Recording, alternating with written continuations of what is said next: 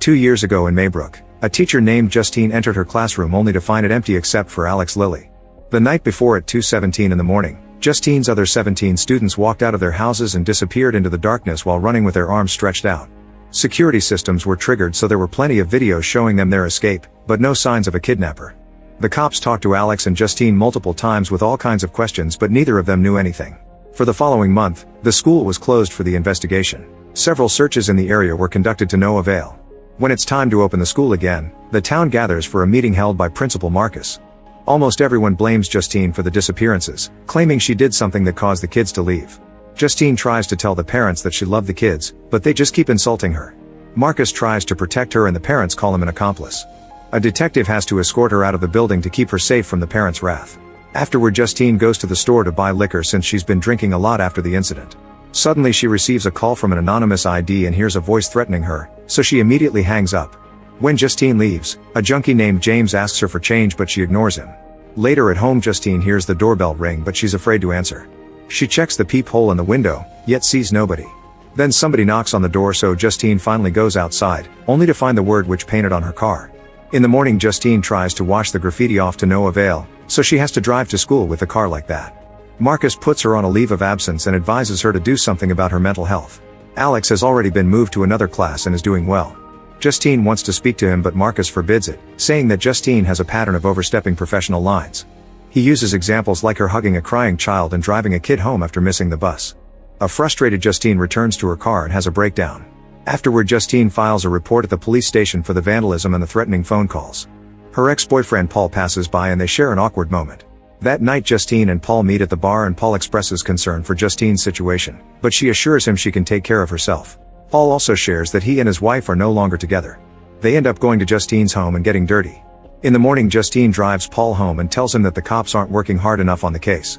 Later, Justine stops at the school and waits for the bus to take the kids home.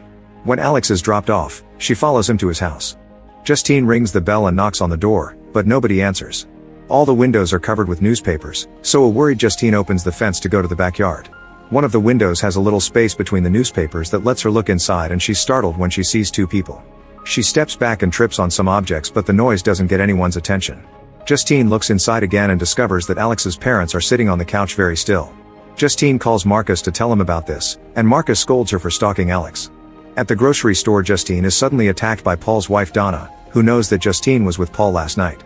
Justine tries to explain that Paul said he was single, but Donna calls her a liar as she empties a bottle of alcohol on her. The clerk has to drag Donna away. That night, Justine dreams about being back in school. When she enters her classroom, all the kids have their faces on their desks. Suddenly, Alex looks up and reveals he's wearing clown makeup. As he smiles creepily, Justine wakes up. There's a strange noise in the house, but when she looks out, she doesn't see anything. So she lies down again, only to scream when she sees a creepy red-headed woman on the ceiling. In just a second, the woman disappears. The next day, Justine waits for Alex to come home from school. She asks him if he's okay, and he says he is before walking off. When Justine tries to follow him, Alex yells at her and runs to his house. Justine then keeps ringing the bell and knocking on the door, but nobody answers. Afterward, she spends her day in her car waiting for someone to come out and ends up falling asleep. In the evening, someone finally leaves the house and gets in the car to cut a lock of Justine's hair. Meanwhile, Archer has been suffering from deep depression since his son disappeared and keeps watching the footage from the security cameras. At work, he's very distracted and keeps making basic mistakes.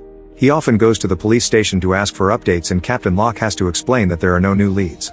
Archer thinks Justine knows something, and Locke points out there's no reason to believe she's involved at all. During the school meeting, Archer is one of the parents who first insults Justine, and he's the one who vandalizes her car. The depression is so bad that Archer starts sleeping in his son's bedroom. One night he's startled awake, and when he leaves the bed, he sees himself sleeping, which means this is a dream. He hears a noise and follows it to find the front door opening on its own. Archer rushes outside and sees his son running away, so he tries to follow him, but after walking through the bushes he finds himself back at home. As the kid goes inside, a huge weapon appears above the house with the number 217. Archer returns to the bedroom and cries when he finds his son sleeping in the bed. As he apologizes for not being a more affectionate father, the kid's face changes into the creepy red-haired woman and Archer wakes up. In the morning, Archer notices the tower in the woods and gets an idea.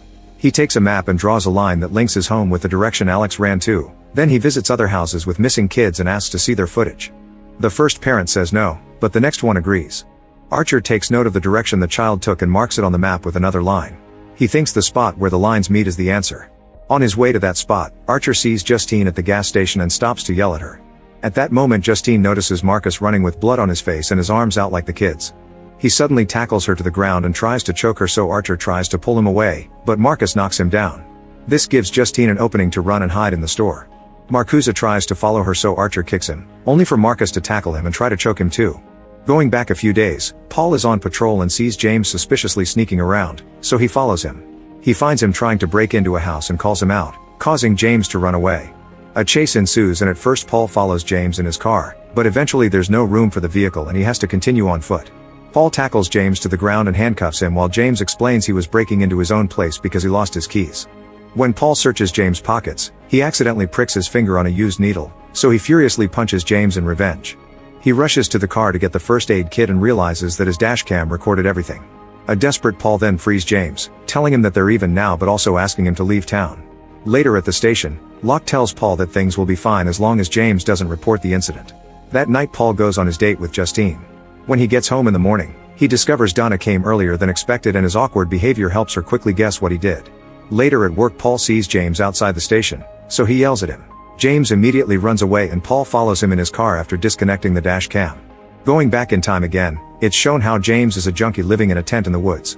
When he's out of substances, he goes to town to look for unlocked cars and steal any objects he finds inside.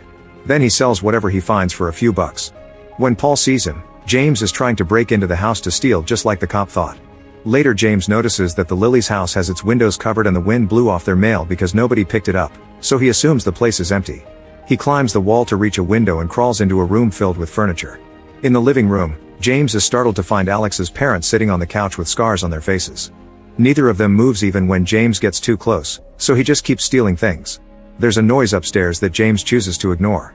After taking everything he can, James gets ready to leave, only to hear a voice coming from the basement. He goes inside and is shocked to find all the missing children standing still. They turn around at the same time and a terrified James quickly runs back. After he moves some furniture to block the door, Alex's parents stand up and come after him, so James starts running again and leaves the house. While selling the stolen goods at the pawn shop, James sees on a poster that there's a big reward for any information on the missing children. After using the money to buy more of his favorite substance, James called the police to tell them where the kids are. The cop is skeptical, so he asks him to come to the station to have a talk. When James is about to go in, Paul sees him and yells at him, so James runs to hide in the forest. He's shocked to find the red-headed woman waving at him and rushes to hide in his tent. Moments later a shadow appears outside the tent, so James attacks it with his needles. It turns out to be Paul, who drags James out of the tent to point his gun at him. James saves himself by yelling that he knows where the kids are. Follow James' directions, Paul makes it to the Lilly's house. In the car, James watches in shock how Paul rings the bell and someone opens the door to let him in. Hours pass and it isn't until nightfall that Paul comes out. He rushes toward the car as if in a trance and drags James out while growling like an animal. James yells for help but nobody hears him before he's dragged into the house.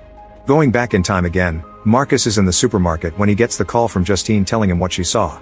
Marcus promises to talk to Alex's parents to investigate. However, on the day of the meeting, the one who shows up is the red-headed lady. This is Alex's Aunt Gladys, who says that Alex's parents are sick and can't leave the house. Marcus explains that theirs has been a welfare complaint regarding Alex and his obligation is to speak to the kids' legal guardians, so he'll have to either visit the house or call the authorities. The next day, Gladys shows up at Marcus' home. When she asks for some water, she demands that it's in a bowl. Gladys wants to know if Marcus has contacted the authorities, and after he says no, she takes out a ribbon she stole from his office and wraps it around a funny-looking branch, which she covers with her own blood. When Marcus' husband Terry comes closer with a cloth for her injury, Gladys cuts off a lock of his hair. Marcus grabs the phone to call the police, only for Gladys to ring a bell. This puts him in a trance that makes him drop the phone. As his body starts to tremble, Gladys wraps the hair around the stick too before breaking it. Suddenly Marcus jumps on Terry and starts choking him while puking a strange black liquid all over his face. Then he repeatedly headbutts Terry's face, killing him. Marcus doesn't stop until Gladys throws the stick in the bowl. After washing the branch, Gladys removes Terry's hair and wraps Justine's before breaking it again. This sends Marcus on a mission to kill her. At the gas station, the fight happens. After bringing Archer down, Marcus rushes into the store to chase after Justine. She tries to hide in the employee's room but it's locked, so Marcus corners her.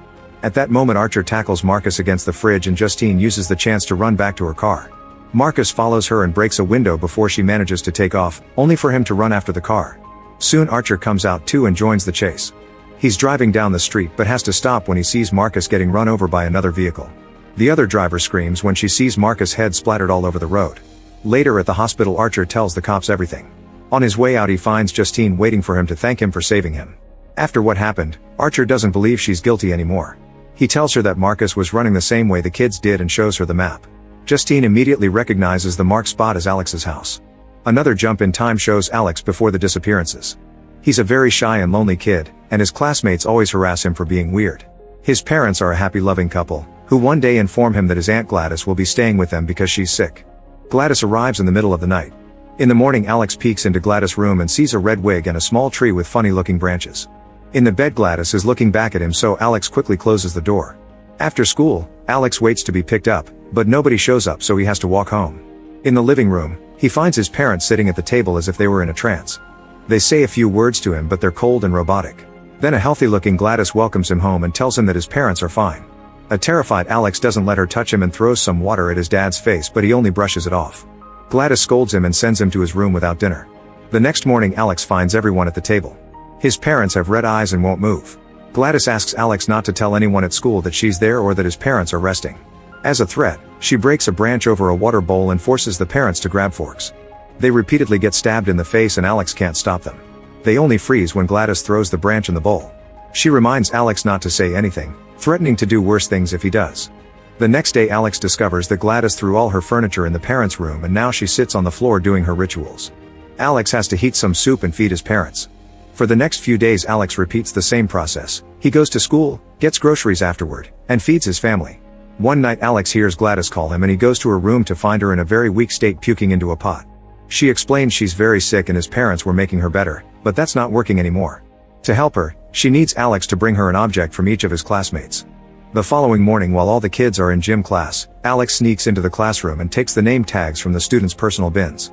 Justine soon finds him, so Alex pretends he just forgot something.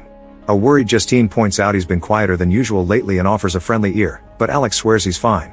Later at home, Alex drops the name tags at Gladys' door. In the middle of the night, he wakes up when he hears a noise. He goes downstairs and finds Gladys breaking the tags into a bowl. She spits in it and throws a match before ringing a bell. At that moment, all of Alex's classmates run out of their homes and enter Alex's house. When the investigation begins, Gladys puts makeup on Alex's dad's face. During the interrogation, she tells the cops that he suffered a stroke and can't speak, so she's taking care of the family. Knowing that the cops would search the house, Gladys makes Alex clean it up and remove the newspaper from the windows. Then she cuts the kids' hair for a spell to make them hide in the forest for a while. Afterward, Alex has to feed the kids along with his parents. One day he comes home after school and sees a police car outside. When he enters the house, he finds Paul and James standing in the middle room. He runs upstairs to hide and is blocked by Gladys, who announces they're leaving town next day. She also tells him not to step over the salt line by her door, which is being guarded by his parents. Minutes later, Justine and Archer park outside the house. They see the door opening and Paul coming out. He waves at them before going back inside. The duo decides to follow him, which is seen by Alex at the window. In the living room, Paul makes another gesture and Justine comes closer, accidentally stepping on a salt line. Suddenly, James tackles Archer, who starts beating him up but doesn't cause any pain. Paul comes after Justine, chasing her to the kitchen where she throws a pan at his face. The man is unbothered and jumps over the table to grab Justine. She reaches for a peeler and cuts the skin of his face, which doesn't hurt him either, so he just keeps choking her. Upstairs, Alex ignores all the screaming and crosses the salt line, causing his parents unfreeze and run after him. Alex runs to his room and locks the door, so his parents start punching through the wood. When they break in, Alex rushes to the bathroom through the shared door, then he takes the exit back to the corridor. Next, he runs and hides inside Gladys' bedroom. He can hear his parents breaking down this door too, so he quickly grabs a branch from the tree and hides in the private bathroom. Alex takes some of his blood and smears it on the branch. Meanwhile, Archer keeps kicking and punching James, who continues to recover and come after him. Eventually, James manages to tackle Archer through the basement door, revealing all the kids. Justine manages to grab Paul's gun and shoots him in the neck, yet he's still standing while a black liquid comes out of the hole. This leaves Justine no choice but to shoot Paul in the head. Then she rushes to the basement and shoots James too.